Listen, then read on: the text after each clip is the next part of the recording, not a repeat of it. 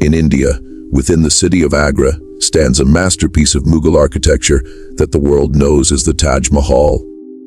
This radiant tomb, covering 42 acres, is the very definition of beauty, yet it carries a heartbreaking story.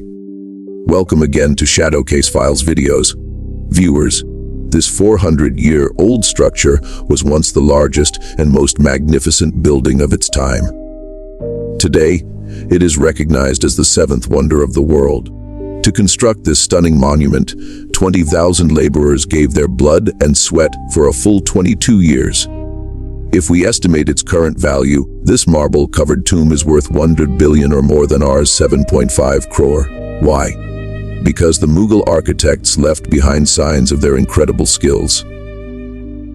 Skills still praised by today's top engineers. This building was designed in such a way that when viewed from behind the main gate, it appears quite large. Yet, as you move toward the main gate, it seems to shrink in size. This wasn't the first time Mughal architects used such mind-boggling tricks. The four pillars at the four corners are not standing perfectly vertical. Instead, they lean slightly outward. Why? Because if they were vertical, they would look like they were leaning inward from a distance, as you can see in this picture of a mosque.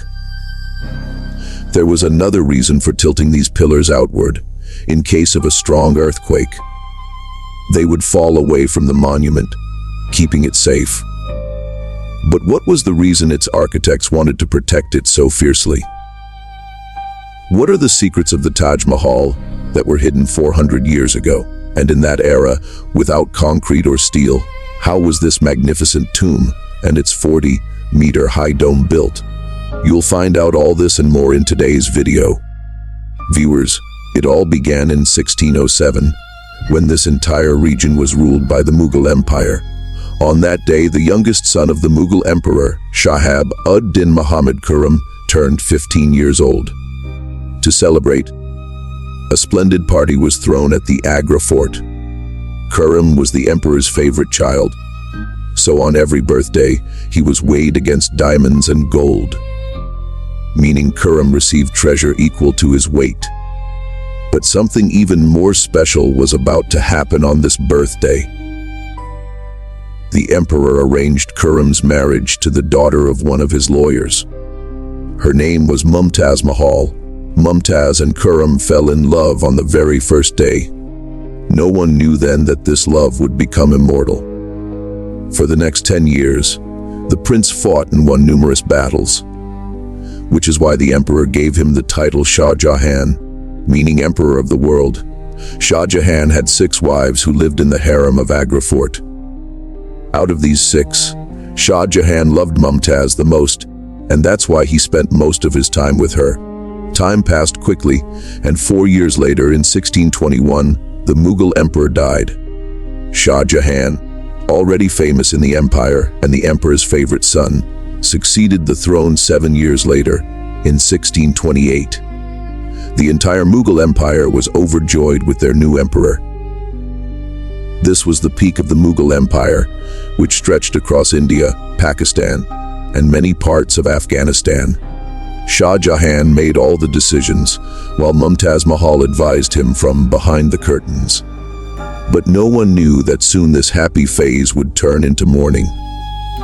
Within just 1 year of taking the throne, the Mughal Empire found itself at war. For the next 2 years, the conflict continued, and Shah Jahan emerged victorious once again.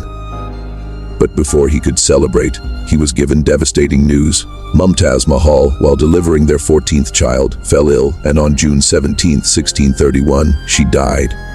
The entire Mughal Empire sank into sorrow. This news hit Shah Jahan like an arrow, completely shattering his world. His first love, his most beloved wife, Mumtaz Mahal, was gone. It is said that this grief pushed Shah Jahan into darkness.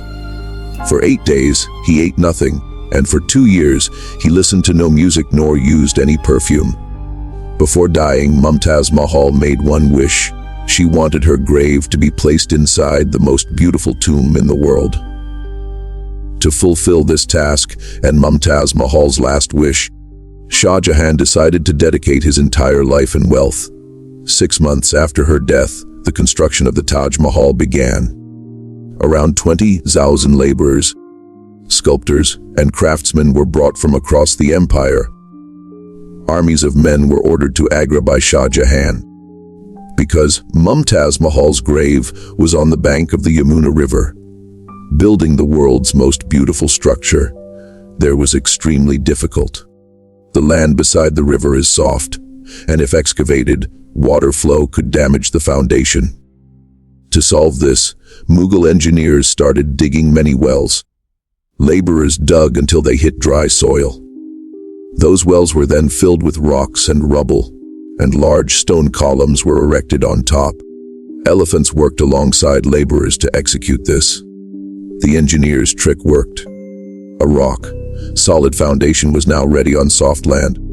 After the foundation, it was time to design a building never seen before. A design that would break all records. Shah Jahan took inspiration from his ancestors' tombs.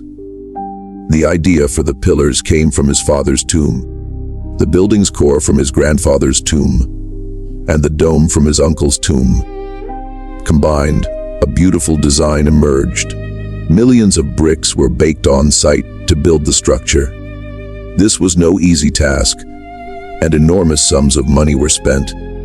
The royal treasury was emptying every day, but Shah Jahan wasn't worried. He just wanted to finish the work. It is said that so many people were brought for the Taj Mahal's construction that food supplies in surrounding areas ran short. To care for the laborers, Shah Jahan had food brought into Agra from those areas. After years of hard work, the main structure was complete, and it was time to decorate it with marble. This marble came from Rajasthan, 400 kilometers from Agra, because the Makrina marble there is still considered among the finest in the world. Shah Jahan reserved the entire lot of Makrina marble for the Taj Mahal, meaning until the Taj's demand was met, no one else could buy it. Thousands of tons of marble were brought from Rajasthan to Agra using thousands of elephants. The Taj Mahal's dome is so massive that just looking at it conveys its enormous size. Today, such a dome could be built with steel. But 400 years ago, only stones were available to build a 40-meter high dome.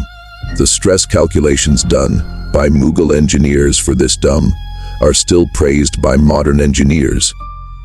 The finishing work of the Taj Mahal was done with pietra dura decoration, a term for inlaying precious stones into marble by cutting and fitting. Marble is skillfully cut and sculpted to match the shape of each valuable stone, then attached inside using glue. The glue used in the Taj Mahal was no ordinary glue.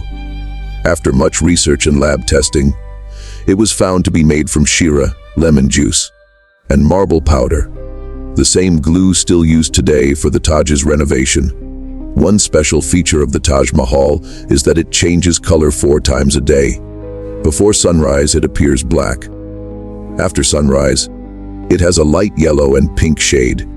At noon, it looks spectacularly white, like a white pearl shining against a blue sky. And at sunset, the entire building looks golden. After 22 years in 1654, the construction of the Taj Mahal was completed. Shah Jahan had succeeded in building the world's most beautiful tomb for his beloved wife. He named this magnificent building after his wife, inspired by Mumtaz Mahal, thus the Taj Mahal. Every year on Mumtaz Mahal's death anniversary, Shah Jahan would visit the Taj Mahal via the Yamuna River. This entrance was built only for the royal family, and the entrance building's walls feature the finest sculptural work to please the royals' eyes. Despite the success of completing this project, it had brought the Mughal Empire to the brink of ruin. 4 years later, in 1658, his son overthrew the throne and became emperor. Shah Jahan was imprisoned in Agra Fort, but given one concession, he could see the Taj Mahal through a window. After 8 years of imprisonment, at the age of 74, Shah Jahan too left this world. It was time for Shah Jahan to meet Mumtaz Mahal, and he was buried inside the Taj Mahal. I hope you will like and share this Shadow Case Files video.